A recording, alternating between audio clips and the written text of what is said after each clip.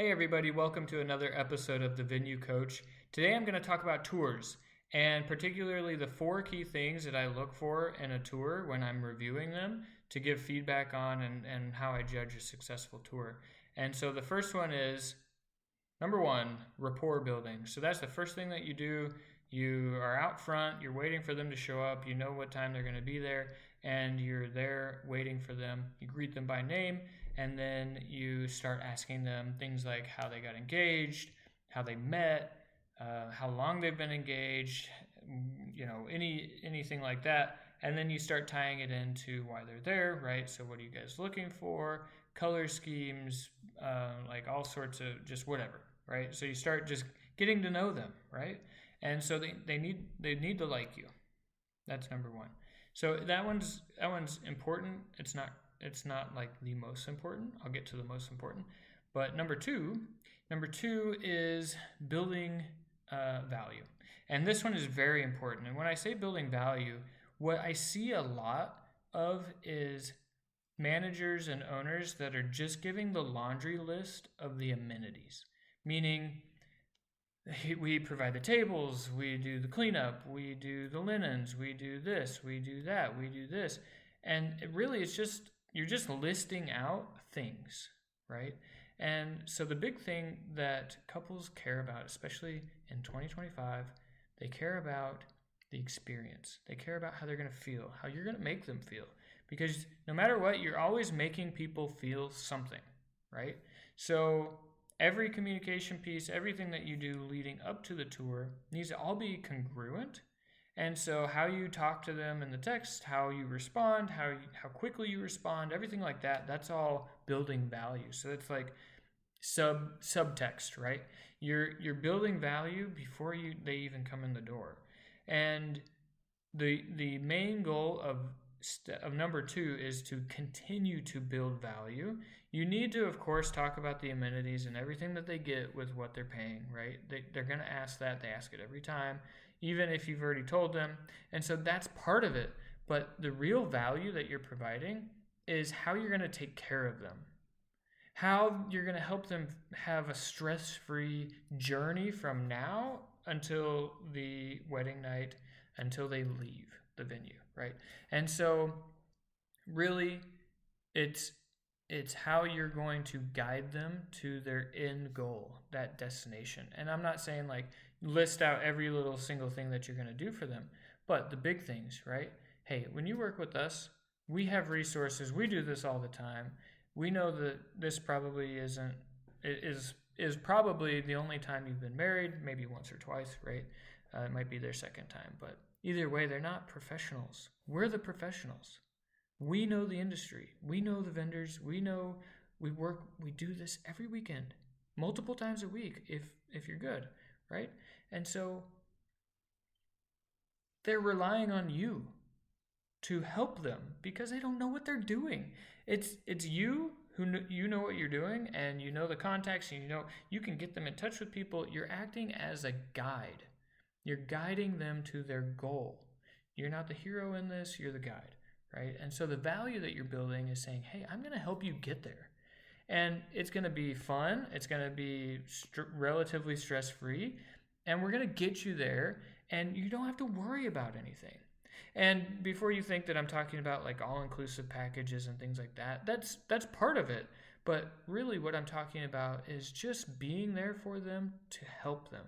So you're going to help them, and they're going to have a great time, right? So you're building this value, and this step number two, it's not just like one and done through the tour. You keep referencing it. Hey, this is why we take care of you. We have a preferred vendor list. We give out to all of our book couples.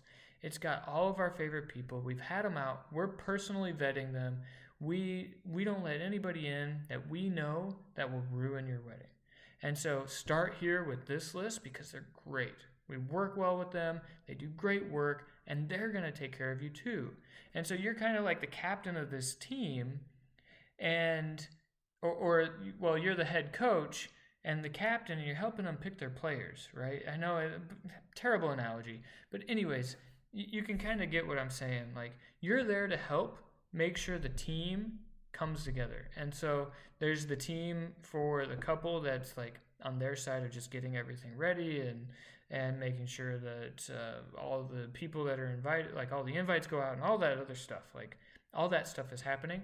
But you're helping assemble the team of all the vendors who are all going to pull together and take care of them and help their day and their night and their time with their friends and their family be truly special and memorable. So that's step 2. Step 3, this is a big one, is staying on topic. Why are they at the tour? Why are they at your venue? It's not to talk about random things. And it's one thing in rapport building when they say, "Oh, I love this activity," and you happen to be a fan of that too, and you talk a little bit about that. That's not what I'm talking about. Like that's staying on topic. That's rapport building. But I've seen tours and heard tours where the manager starts drifting into random topics that have nothing to do with anything, unprompted, and it just kind of puts the couple off because it's like, why are we here? And a very, very common one that I see, it's not ill intention, it's not like you think that it fits, but what I've seen is a lot of managers and owners will start to drift into selling other vendors. So, oh, you got to try this caterer, or this DJ is the best, and here's their contact information, and blah, blah, blah, blah, blah. And so what happens is they come in to tour the venue, and now you're giving them referrals, and they're touring for these other vendors that it's not time for that yet. And so you have to keep the main thing, which, why are they there? They're there to tour the venue, and they're there to make a decision on booking their venue. So that's the main thing that you need to stay on topic with. So it's one thing to say, hey, we have a great list of preferred vendors, and we share that with every single couple that books with us, and we'll talk about that more after you book. But we have a great list, great team. They all come together for you, and we've helped curate that so that we know that you will have the best time of your life. So that's staying on topic. Then the last one, the most important step 4, is how to close. So closing isn't just getting to the end of the tour. You've talked about the laundry list of amenities that you have, and then you say, okay, well, if you have any more questions, just let me know. And then they say, okay, and they leave. And then they ghost you. And then you never hear from them. And then they book somewhere else, and then you lose the sale. And that is very, very, very, very, very common. I can't say very enough, but it is quite common for that to be the close. And really, we got to ask them for the sale. And the number one pushback I get on this from other venue owners is, well, Kyle, I don't want to sound like a used car salesman. And I get that. You don't want to be like super aggressively pushy on this. However, think about this. They are there to make a decision. The data that we've collected over the past 3 years shows that couples are making a decision within 5 days of touring. 5 days, that's it. So from the moment they come out to tour, and typically they do a block, or they're doing 2 or 3 in a day, and then 2 or 3 the next day, and then within 4 or 5 days of that, they're making a decision. They are ready to purchase. And so the highest intent item or action that they can do to show that they're ready to buy is to do a tour. And so I need you to get that out of your head that they're not ready to book. No, they're ready. They're ready to book if they find the right place. And some may be ready. They might say, oh, we're ready in a month or 2. And those are the exception, not the norm. So now your next question might be, well, Kyle, how do I ask for the sale? And it's actually pretty easy. So think of it like this. When you're at the department store, you're at Banana Republic. I have no affiliation with them. I just pulled their name out of a hat. But let's just say you're at Banana Republic and you got a bunch of clothes in your hand and you're walking around, and then you start getting closer to the checkout counter. And as you get closer, the cashier says, hey, are you ready to check out? And you say, I am. So was that question pushy? Were they trying to push you into something that you weren't ready for? Or was it more like a progress check, right? And if you had said, no, I'm not, I'm still looking, okay, well, let us know if you need any help finding anything, or can I make, whatever, right? Then they try to be helpful and this, that, and the other. And so you carrying the assortment of clothes or one item or the hanger or whatever it is that you have in your hand, you have something in your hand that signals to them. And so it's having the thing in your hand and making movement towards the cashier that signifies that you're ready to buy. And so that's the signal for the cashier at the department store. And our signal as a wedding venue owner or manager is when they come out to tour. They are ready to book. So that's the number one thing. If you take nothing else from this video, the number one thing to remember is that couples are ready to book by and large. And there are exceptions, of course. But couples are ready to book when they physically show up to your venue to do a tour. They're ready to buy. So keep that in mind when you come to the end of the tour, and then you ask if they're ready to buy. So you do that, and here's an example. So you might say something like, hey couple, it seems like this was a really great fit. You guys like we seem to check all the boxes for you. We have your date available. Why don't we get it locked in today so you can move on with the rest of the plans? Right? Nothing else can get planned until your venue's booked. Let's just get it booked, and then you can move on. You don't have to stress about this anymore. Yes or no? And if they say yes, great. Hey, you just got a booking, which is phenomenal. And if they say no, then you might ask a little more follow-up. Okay, hey, well, it seems like I missed the mark. Was there something that we might have not discussed that you're looking for? And hopefully you've already discussed this in the rapport building, in the value building. You've already discovered all this. Like, you need to discover all of these things that might be an objection later. You just need to find out the obstacle before it becomes an objection. And so hopefully you've already discovered it. But if you haven't, you need to find it, right? Because whatever it is, that's what you need to find so you can overcome it so they can say yes. And so that's where you say, oh, well, okay, is there anything that we're missing? And they might say, no, this was great. We love it. It's the top of our list. But we want to see one or two more. Gotta see them. And you know what my answer is to that? Totally. You should absolutely go see them. We understand that this is a big decision, that it's thousands of dollars, and you got to make the right choice.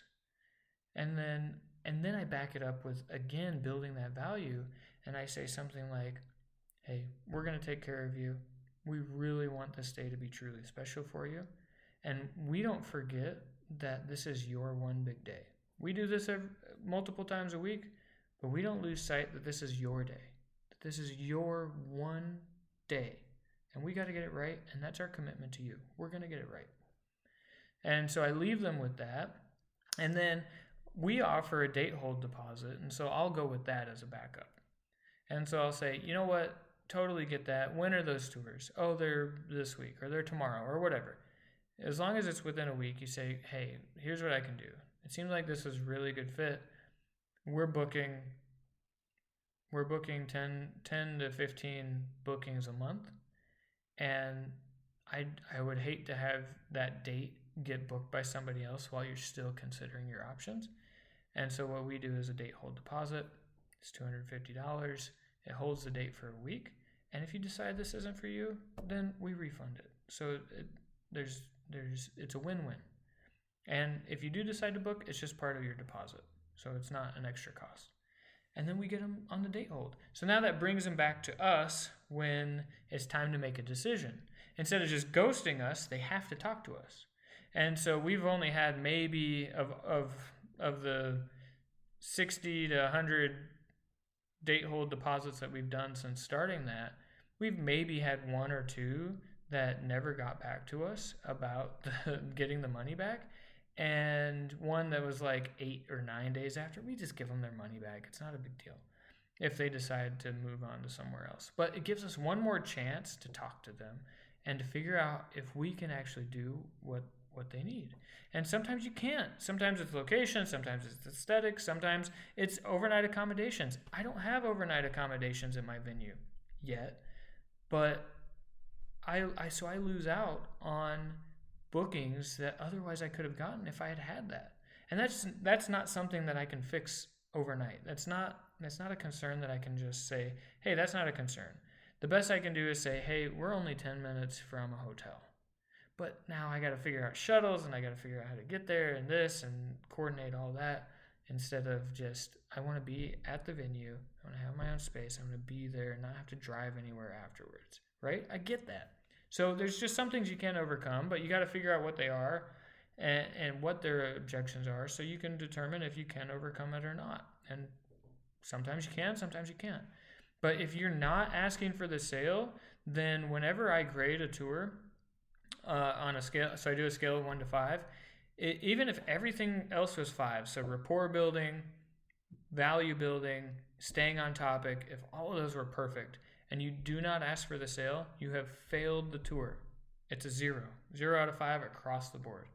And so that's the number one, the most important thing that you can do. If you start doing that, you will get more bookings. So I hope that this has been helpful for you.